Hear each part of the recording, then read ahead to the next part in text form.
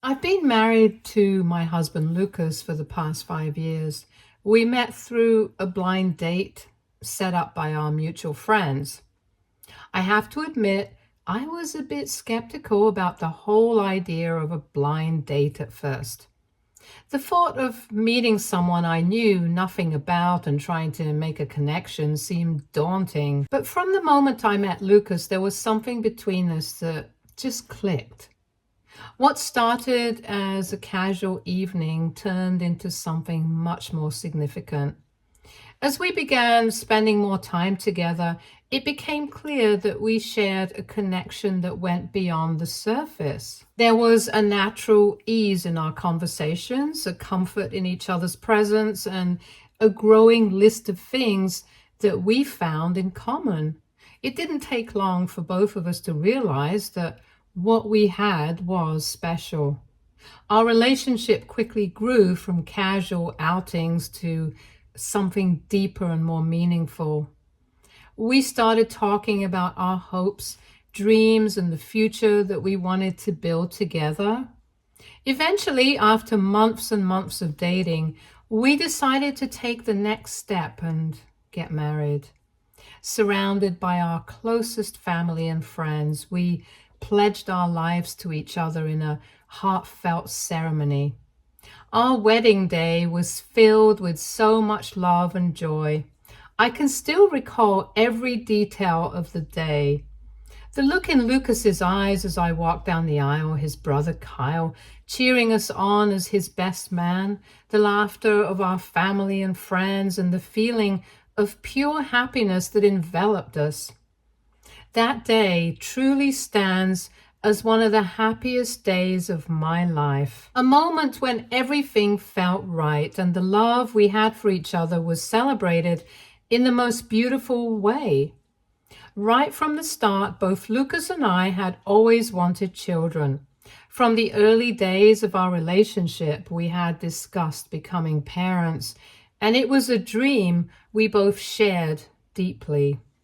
We imagined a future filled with the sounds of little feet running through the house, the laughter of children filling the rooms, and the joy of nurturing and guiding a new life together. However, as much as we longed for it, the journey to parenthood turned out to be much more challenging than we ever anticipated.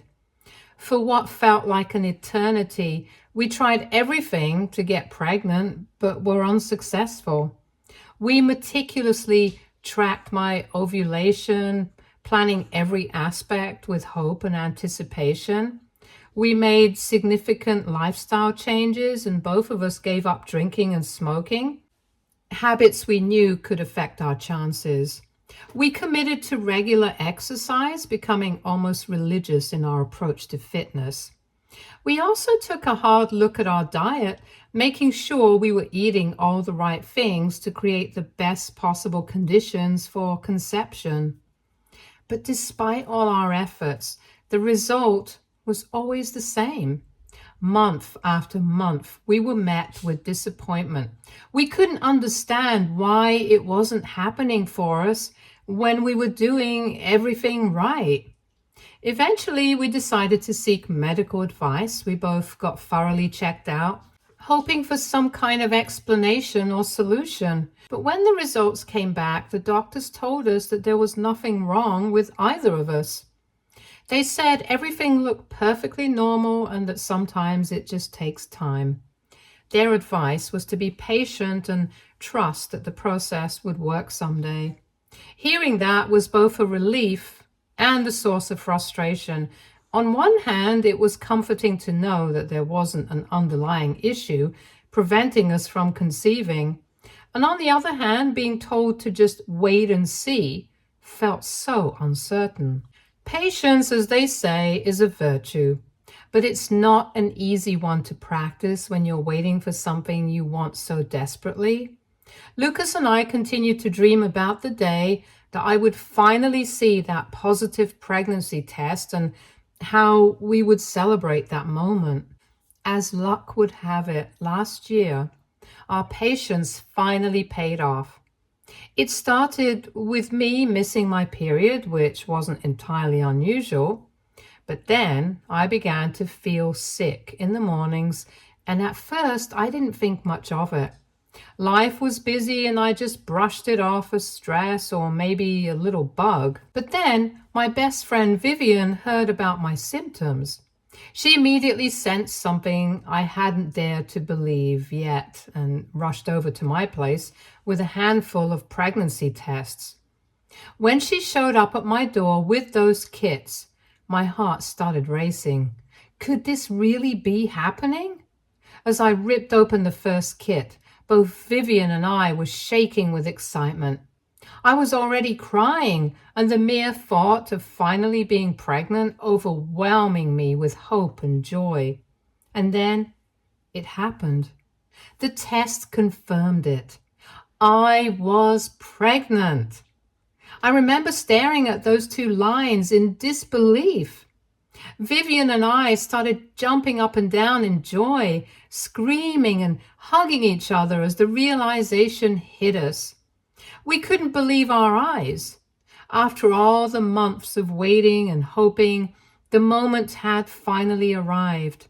That evening, I knew I wanted to make the moment just as special for Lucas. My husband had been on this journey with me every step of the way, and I wanted the news to be a memory that we would cherish forever. With Vivian's help, I planned a sweet little surprise. We decorated the living room with balloons and bought a small cake to celebrate the news.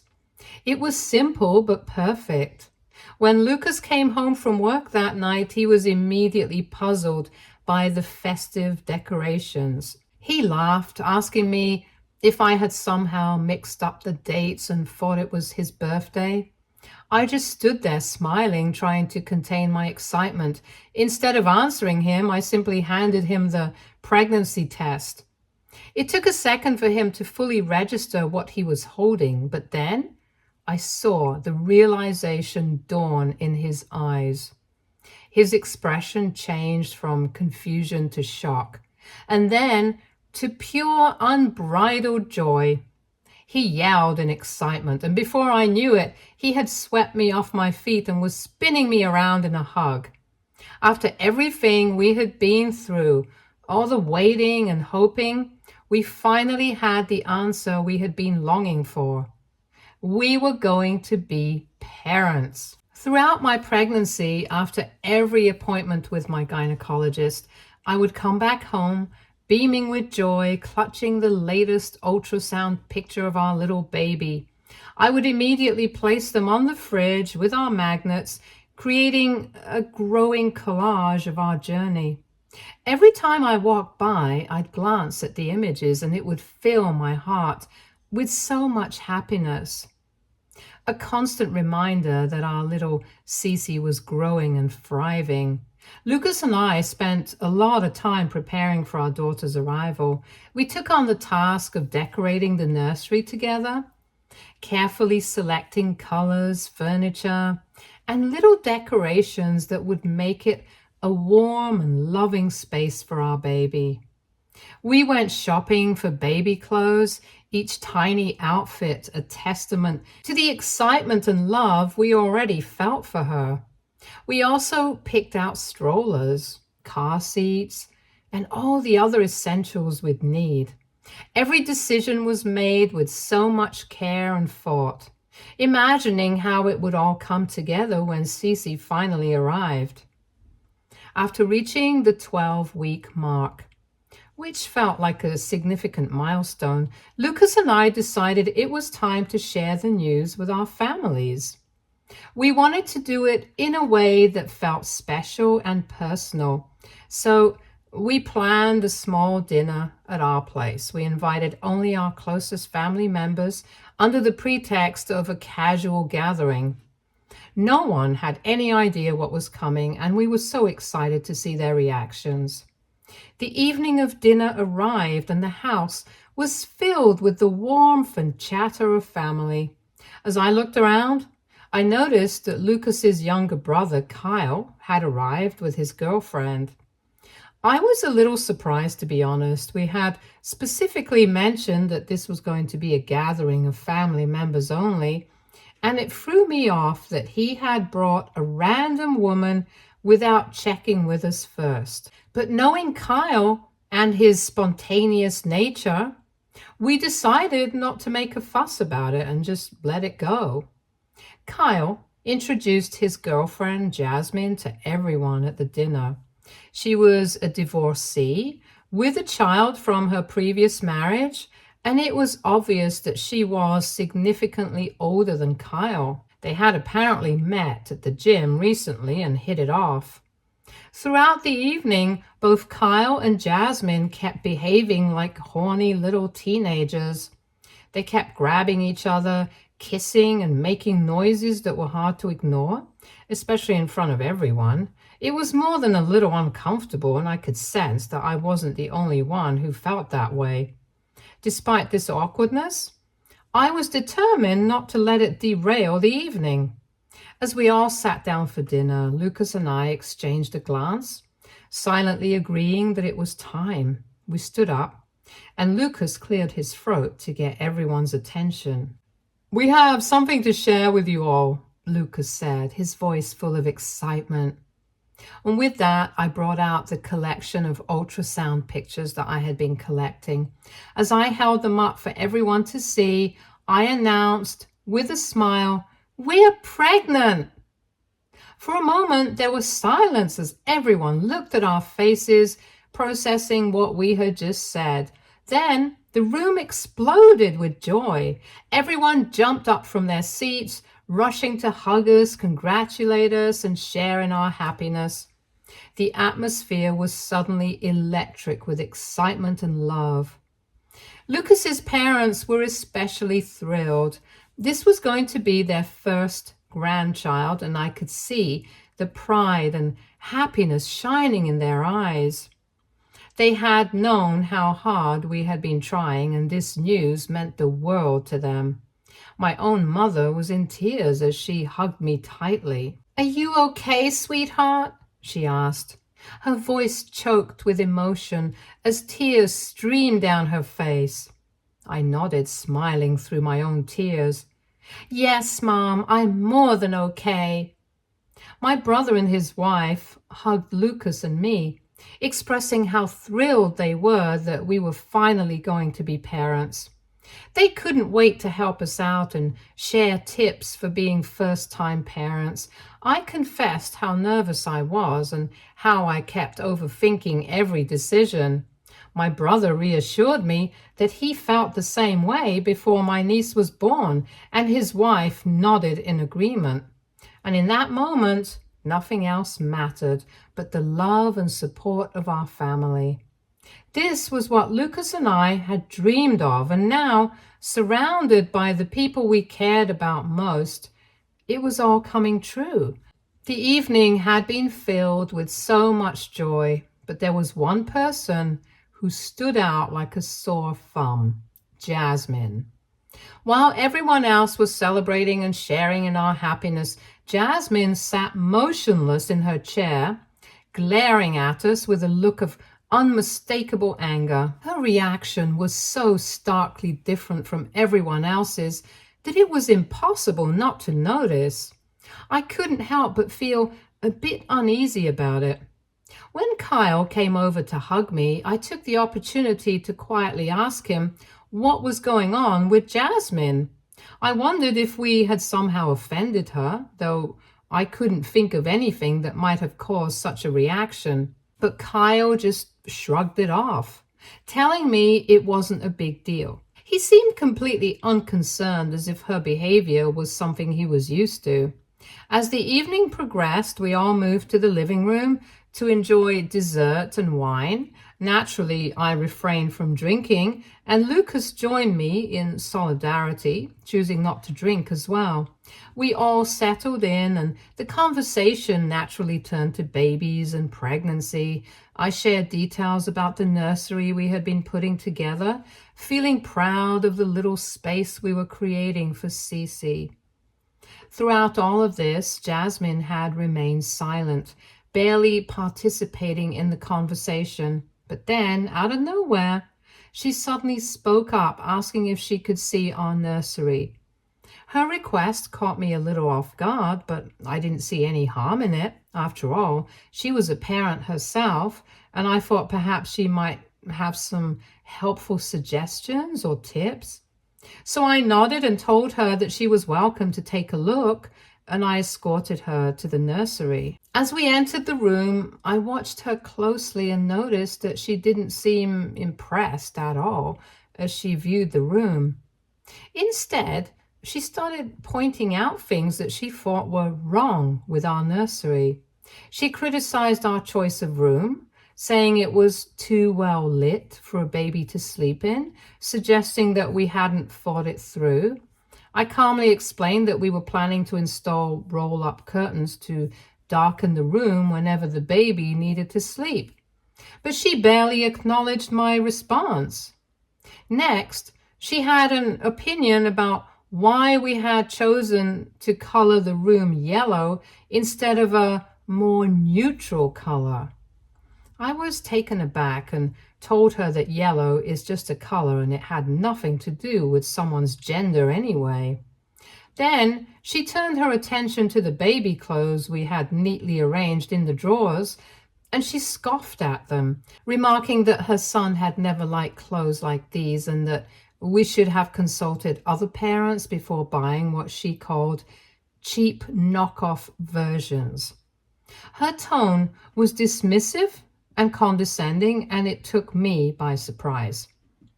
Up until that moment, I had been trying to be polite, assuming she might just be a bit blunt, but this crossed the line. I couldn't hold back anymore. "What the hell are you talking about?" I asked her, unable to hide the frustration in my voice. Her words stung, especially after all the effort Lucas and I had put into making everything perfect for our baby. It was clear that she had no intention of offering any constructive advice. Instead, it seemed like she was deliberately trying to undermine the happiness of the evening. Just as Jasmine was about to respond, my mother and mother-in-law walked into the nursery, their faces lighting up as they admired the room. They began to gush over how beautiful everything looked, and for a moment, their warmth and praise filled the room, softening the tension that had been building. However, I wasn't ready to let the issue with Jasmine slide. I turned back to her, repeating my question with a firm tone. "What exactly did you mean by that?" Both my mother and mother-in-law noticed that something was off, and sensing the unease, my mother asked me what was wrong. I didn't hesitate to explain how Jasmine had been criticizing the nursery and had even gone so far as to call the baby clothes we'd chosen cheap. Both of them were taken aback by this, clearly surprised that someone would be so openly critical, especially during such a special time. My mother-in-law laughed in disbelief and turned to Jasmine, asking, "Is this true?" Jasmine, seemingly caught off guard by the sudden attention, tried to downplay her earlier remarks. She claimed that she found the clothes too rough to the touch and that she was simply advising me to consider softer options. But my mother and mother-in-law weren't buying it. They both shook their heads and chuckled softly, pointing out to her that the clothes felt perfectly smooth to them. Jasmine then quickly tried to backtrack, insisting that as a mother, she knew better and that I should learn to keep an open mind and be willing to accept criticism. But before I could respond, my mother stepped in, her voice firm yet calm. "Well, we're mothers too," she said, "and we would never say something like that to her. You should know better than anyone how difficult it is to be a first-time mother." My mother-in-law joined in, backing me up as well. "This isn't your place to criticize, Jasmine," she said. "It's one thing to offer advice, but this isn't how you do it." Jasmine's face flushed with embarrassment as she realized she was outnumbered and out of line. She looked visibly offended but didn't have much to say in response. Instead, She stormed out of the nursery in a huff. I followed her out, wanting to make sure the situation didn't escalate further. Jasmine made her way to Kyle, who was still in the living room chatting with the rest of the family. Without bothering to explain much, she announced that she wanted to go home. Kyle looked confused, but sensing her agitation, he didn't push the issue. He simply apologized to everyone, congratulated Lucas and me again on the pregnancy, and then left with Jasmine. Later on, Kyle reached out to both Lucas and me to apologize for Jasmine's behavior at our announcement party. He had found out about everything after my mother-in-law gave him a stern lecture for bringing Jasmine to such an important and intimate gathering. I knew this situation wasn't really Kyle's fault, so I forgave him without hesitation. He seemed genuinely concerned and wanted to clarify why Jasmine might have behaved so oddly. Kyle explained that Jasmine had experienced trauma related to pregnancy in the past. Turns out Jasmine got pregnant with her son when she was just 16 years old. Later, after marrying her husband, they had hoped to have more children but faced complications. After years of trying to get pregnant, the emotional strain took a significant toll on their mental health and eventually led to the breakdown of their marriage. According to Kyle, other women's pregnancies were still a sore spot for Jasmine, which might explain her negative reaction to our celebration. As a fellow woman, I felt bad for Jasmine. I could empathize with the pain and disappointment she must have gone through, and I understood that these experiences had left her with emotional scars. However, while I sympathized with her situation, I couldn't ignore the fact that her comments at our announcement party were inappropriate and hurtful. So I decided that it would be best to maintain healthy distance from her at future family gatherings to protect the positive atmosphere I wanted to keep around our growing family. Kyle and Jasmine continued to date, and on the day I gave birth to Cece, Kyle called and asked Lucas if he could bring Jasmine over to see the baby. Although we had our doubts, Lucas and I begrudgingly agreed, hoping that perhaps things would be different this time. Unfortunately, this proved to be a mistake. As soon as Jasmine saw our baby, she immediately commented on how little hair our newborn had, suggesting that this was a sign her hair would be super thin as she grew up. Her words felt like a direct hit, and I could see the irritation on Lucas's face as well. This comment was another unnecessary and insensitive remark during what should have been a purely joyful moment. Kyle, sensing the tension in the room, didn't let Jasmine stay long. After offering their congratulations, they both left quickly. This year, Kyle surprised us all with the announcement of his wedding to Jasmine. The news was met with some mixed feelings, particularly from my mother-in-law. She was openly disappointed with Kyle's choice to marry Jasmine, having never wanted her to become a part of the family. It turns out that my mother-in-law and Jasmine had been clashing for months. Knowing my mother-in-law's usually warm and kind demeanor, I knew that Jasmine's behavior was likely the source of their ongoing tension. When Lucas called Kyle to discuss the sudden wedding, since he believed that this was happening a bit too fast, Kyle confessed to him that Jasmine was actually 4 months pregnant. Apparently, Kyle had only discovered this 2 months prior and had kept it a secret, as they didn't want to be judged before they got married. Kyle expressed that he wanted to marry Jasmine before the baby was born, which was understandable given their circumstances. However, during the actual preparations for the wedding, Jasmine threw a fit while trying on wedding dresses because she couldn't fit into any of them. She had gained weight during her pregnancy, which made it difficult for her to wear her dream dress.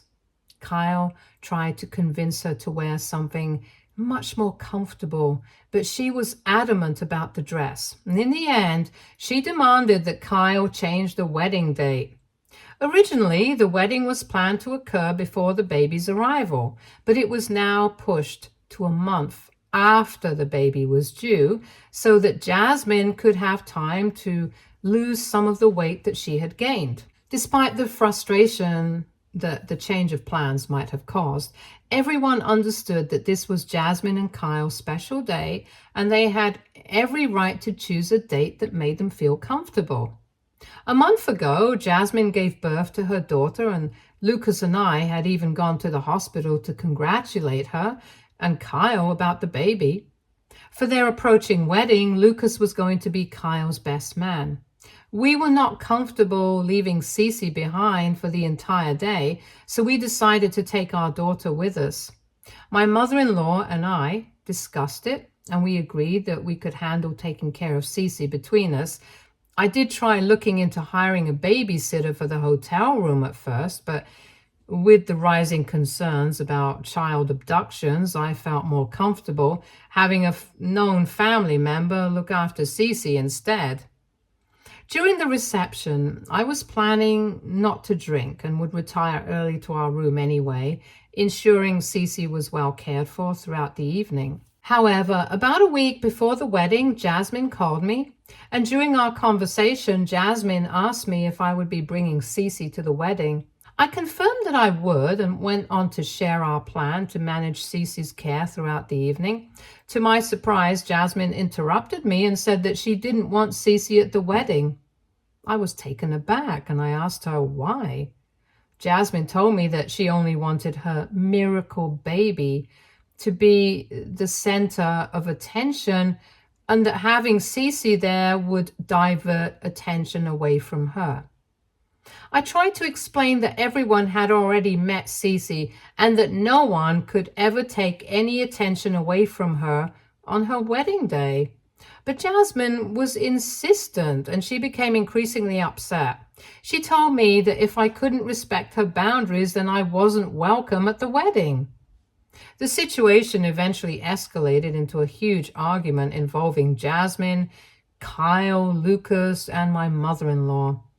Kyle reached out to me, apologizing for Jasmine's behavior and clarifying that I was still very much invited to the wedding. He urged me not to take Jasmine's words too seriously and assured me that I was free to bring Cece. I was so pissed at Jasmine that I had half a mind to refuse to go to their wedding, but I knew that it was important to support Lucas and be there for his brother's wedding. So I decided to put my feelings aside and go to the wedding, focusing on making the best of the situation for the sake of family harmony. This now brings us to the situation that occurred during Kyle's and Jasmine's ceremony. A few relatives couldn't help but admire Cece, cooing over her and noting how cute she looked. Jasmine would occasionally shoot me a disapproving glance whenever our eyes met, and it was clear that she still hated the fact that I had brought Cece to her wedding, even though her baby was clearly the star of the event. And I was making no effort to steal the spotlight. When the celebration moved on to the reception area, my mother-in-law, Lucas, and I took turns looking after Cece in our hotel room, just as we had planned. Although my mother-in-law got a bit tipsy as the evening progressed, Lucas and I abstained from drinking completely so we could focus on taking care of Cece. In the middle of the reception, I noticed my mother-in-law, who was supposed to be with Cece at that moment, coming down to our hotel room, frantically searching for me. Something about her demeanor made my heart race. I rushed over to her to find out what was wrong, and Lucas, sensing that something was amiss, followed closely behind. My mother-in-law's voice trembled as she whispered that Cece was missing. My heart felt like it had dropped to the floor. Lucas asked her what she meant by missing, since he had just left our daughter in her care in the room. And this is when my mother-in-law confessed that Jasmine had come into the room shortly after he had left. Both of them were talking, and at one point my mother-in-law had to use the washroom, but when she came out, both Cece and Jasmine were gone.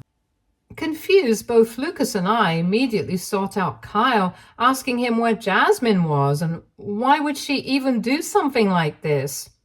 Kyle was taken aback by the whole thing as well. Amid the celebrations and the crowd, we alerted the hotel staff to search for both Cece and Jasmine. The staff sprang into action immediately, but despite their efforts, there was no sign of either of them even after an hour. And this is why I felt compelled to call the police. Kyle tried to reassure me that I should not involve the authorities, insisting that Jasmine would not do anything to harm Cece. But my fear and anxiety were overwhelming. The idea that Cece was missing with Jasmine, who had already shown troubling behavior, was unbearable. When the police arrived, we provided statements and described the situation, all while trying to keep our composure. The wedding guests also began to notice something was wrong, and the atmosphere shifted from celebration to concern. Then, a hotel staff member arrived announcing that Cece and Jasmine had been found in the back of the hotel. We rushed out with him, my heart pounding with dread. There, we saw Jasmine sitting in a chair, holding Cece in one arm and smoking in the other hand. Her own baby was also in a baby carrier next to her. I couldn't contain my tears as I rushed to grab Cece from Jasmine and checked on her. Lucas started yelling at Jasmine, demanding to know why she had taken Cece without informing anyone. Jasmine's response was that she simply wanted to help out my mother-in-law, and that she was our family now anyway. My mother-in-law, now fully sober and frantic, screamed at Jasmine, explaining that Jasmine had no right to take our daughter without our permission, and that she had knowingly disappeared when mother-in-law was in the washroom. Jasmine simply smirked as she turned to look at me, remarking that if I was so concerned about my daughter, perhaps I should have listened to her request and not brought her to the wedding. I was stunned, realizing then that she had in fact kidnapped my daughter, and deliberately. She wanted me to run around scared, searching for my daughter, just to scare me and teach me a lesson, hoping that I would back down the next time she demanded something from me. Kyle tried to pacify us, saying that perhaps this was all just a big misunderstanding. At this point, the police turned to me, asking if I still wanted to press charges. I looked at Jasmine's face, and she had no apology or remorse for her actions. I wanted to teach her a lesson to never mess with me or my family again. So I decided to go ahead, press charges for kidnapping. Jasmine's eyes widened in disbelief as she protested, but the police took her into custody right there on the spot. Kyle tried to urge me to reconsider, but my mother-in-law told him that what his wife had done was unforgivable.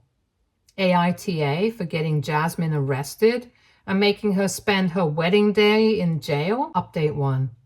Wow, I woke up to my notifications blowing up from Reddit. I have to say, I still feel shaken after what Jasmine did to us. Last night, I tossed and turned, unable to sleep properly, consumed with worry about my daughter's safety. Kyle has been calling and begging us to drop the charges against Jasmine, insisting that she didn't really mean any harm. Update 2. It's been a few weeks since my last update, and since the charges were filed, there wasn't much I could do to help Jasmine. Despite Kyle's relentless pleas, the evidence against her is compelling. The hotel CCTV footage clearly shows her taking Cece out of the room, and mother-in-law has given a statement confirming that Jasmine took Cece without her knowledge. Jasmine's case will proceed, with a hearing scheduled for next week. Meanwhile, Lucas and I had a heated argument with Kyle recently. He kept blaming us for putting his poor wife in jail and lamenting how this was going to destroy her life. Lucas questioned Kyle how he would feel if someone had taken his baby away and left without informing anyone. Kyle had no answers to that. Both Lucas and I have decided to cut him off for the time being, since we are tired of his refusal to see how toxic his partner is. The rest of the family is just as disappointed in Jasmine and fully supports us. Update 3. During the hearing, Jasmine pleaded guilty to all charges. Her legal counsel argued on behalf of her that this was an isolated incident and that she was just very emotional already since it was her wedding day, hence she acted irrationally. Ultimately, the judge sentenced her to community service and mandatory counseling since this was her first offense. After this, Jasmine did reach out to both me and Lucas with an apology, but we refused to forgive her. The damage has already been done. No one can ever trust Jasmine after what she did to my daughter. Since the incident, both mother-in-law and father-in-law have cut off Kyle as well and have refused to take his calls. Stay tuned for more stories from our girl relationships.